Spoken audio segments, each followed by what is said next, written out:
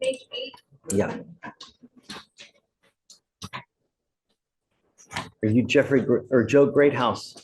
Sir. Mr. Greathouse, you're charged with driving while intoxicated. You're facing up to 6 months in jail and or a $2,000 fine. We're going to do probable cause. You have the right to remain silent. Anything you say can or will be used against you. So he also has an evading arrest in a motor vehicle and an FSRA. Yes, Judge. Dead body? No, Judge. Okay, Now it's charged over. all right. Yes, Judge. The officer attempted to initiate a traffic stop in Harris County, Texas, after observing the defendant driving a blue Corvette on the wrong side of the road. The officer could clearly see that the defendant was in the driver's seat and the witness, a female, was in the passenger seat. The defendant refuses to stop, and the officer observed the defendant to run 3 stop signs. The officer lost sight of the defendant, but heard over the radio that a blue Corvette hit a cyclist 2 lights ahead of where the officer lost sight of the defendant. The witness informed the officers that the defendant lost control of his car, hit a pole, and then hit the complainant on her bicycle. The witness stated the defendant left the scene after hitting the complainant. The officers shortly thereafter located the defendant's vehicle and conducted a felony traffic stop. At this point, the defendant was in the passenger seat while the female witness was in the driver's seat. A DWI investigation began after the officers observed a strong odor of an alcoholic beverage, slurred speech, and glossy eyes from the defendant. The defendant refused all SFSTs and refused a breath sample. A search warrant was signed and executed. Intoxication assault? I mean, this is a fairly recent case, Judge, so we don't have any like medical records or anything back, but I've been in contact with BCD about potentially. What's the condition of the complaining witness? Do we know? What I believe, just from what we have, just from I think the DIMS, is that she has a broken leg and that I know she was transported to Memorial Department, but that's all we have so far. Mr. Greathouse, I'm going to find that there's probable cause to go forward with the case. I'm ordering you now not to drive at all. You will be signing an affidavit with me, promising me you're not going to drive. I don't care what is going on in your life. I don't care if Jesus comes down and needs a ride to church. You drive.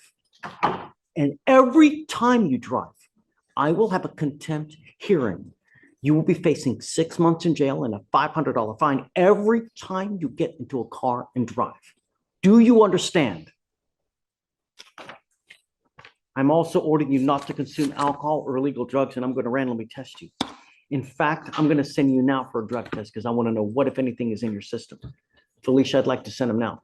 If you fail to go take a drug test, if you fail to come back, I'm going to make your bond extremely high. Do you understand? Sure. Prior to you leaving now, though, you will be promising me that you're not going to drive for any reason.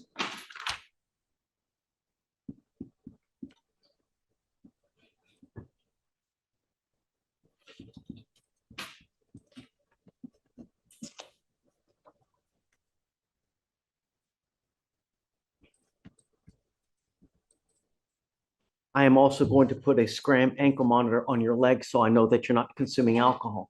If I find that you consume alcohol, and I don't care what the source is, then likewise you will go to jail. Do you know that every single day in Houston, in Harris County, someone dies from an alcohol-related collision? Every single day, someone dies in our county because of alcohol. It is a disgustingly sick and sobering statistic. Every day, someone dies. I don't want you to say anything, but I want you to understand that I will do everything in my power.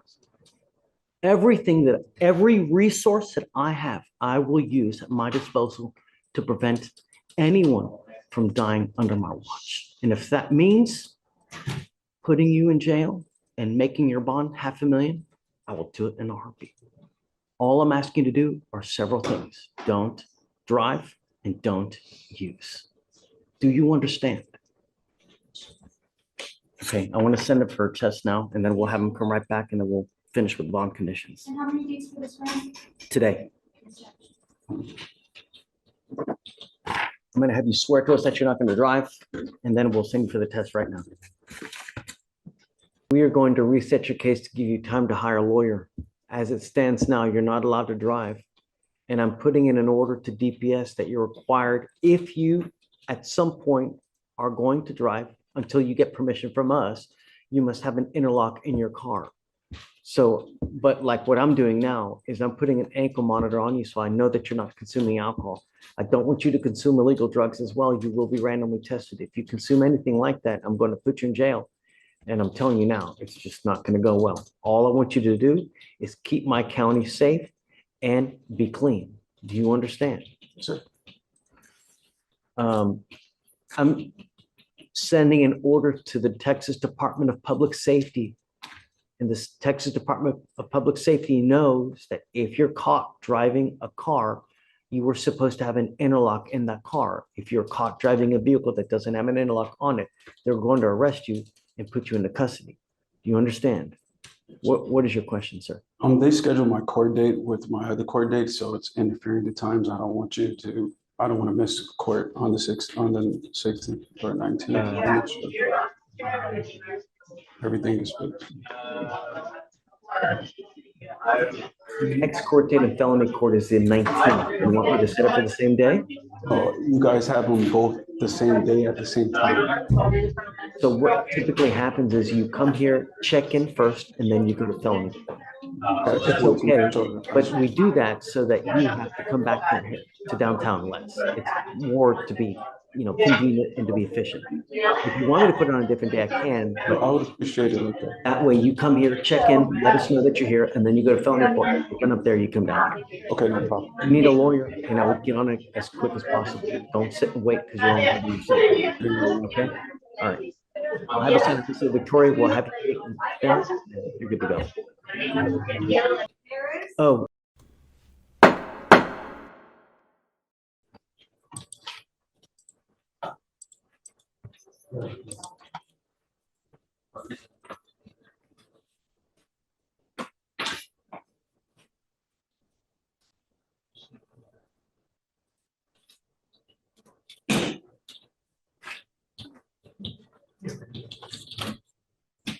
Vic. Harris. Thanks. Good morning, Mr. Harris. Morning, how you doing, Your Honor? Sir, you're charged with resisting arrest. You're facing up to a year in jail and or a $4,000 fine. We are going to do probable cause. You have the right to remain silent. Anything you say can or will be used against you. You have the right to have an attorney present. If you cannot afford one, one will be appointed to you, sir. Yes, Judge. Okay. On October 26, 2024, the officer was dispatched to a residence in Harris County, Texas, in response to a suspicious person.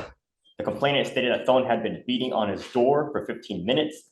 While the officers were speaking to the complainant pointed out the defendant as the person who had been knocking. The complainant had a ring camera to show the defendant was the person knocking on the door. The defendant admitted to being intoxicated, and the officer advised the defendant to go home and stop bothering the complainant. The officer left, but shortly after, the complainant called back, stating the defendant was damaging property in the bed of the complainant's truck. The officer returned and attempted to detain the defendant.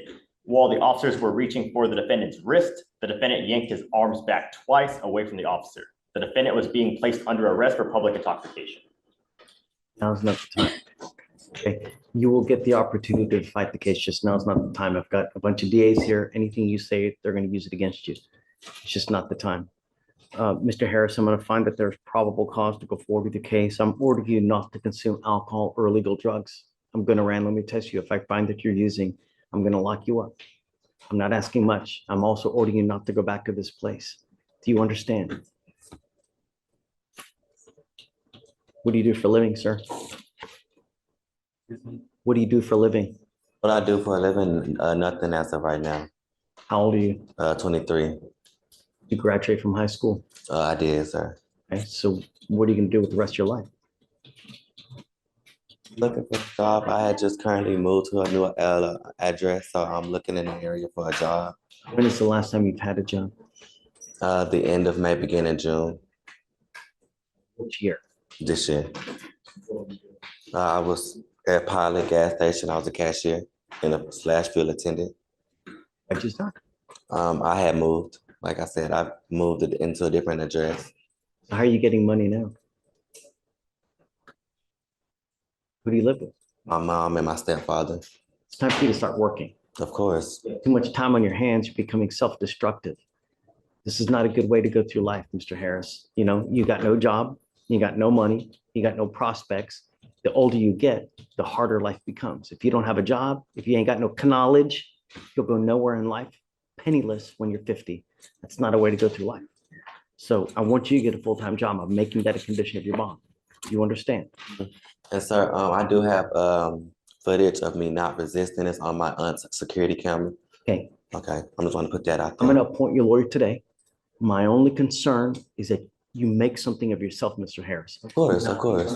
One of those statistically just nothing bums that have nothing.